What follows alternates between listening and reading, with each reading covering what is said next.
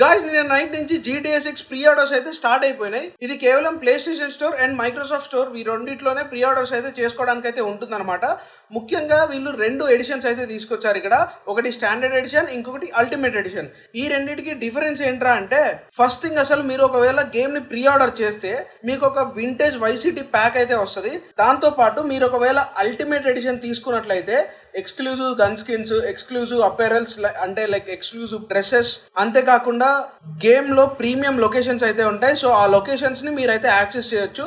దాంతో పాటు మీరు మిషన్స్ కంప్లీట్ చేసినప్పుడు బోనస్ రివార్డ్స్ అయితే వస్తాయన్నమాట. అల్టిమేట్ ఎడిషన్ లో కొన్ని కార్స్ అయితే లిస్ట్ రిలీజ్ చేశారు. సో ఈ లిస్ట్ లో ఉన్న కార్స్ అన్ని కూడా మీకు అల్టిమేట్ ఎడిషన్ లో ఫ్రీగా అయితే వస్తాయి. అండ్ ప్రైసింగ్ విషయానికి వస్తే స్టాండర్డ్ ఎడిషన్ వచ్చేసి 5999 అండ్ అల్టిమేట్ ఎడిషన్ వచ్చేసి 7599 అయితే ఉంది. ఆల్ ఓవర్ ది వరల్డ్ మనం ప్రైసింగ్ కంపేర్ చేసుకుంటే మన ఇండియాలోనే గేమ్ ప్రైస్ తక్కువ అయితే పెట్టారు. అండ్ ఇంకొక విషయం ఏంటంటే, మీరు ఒకవేళ డిజిటల్ కాపీ పర్చేస్ చేసినా, ఫిజికల్ కాపీ పర్చేస్ చేసినా మీకైతే ఎటువంటి డిస్క్ రాదు.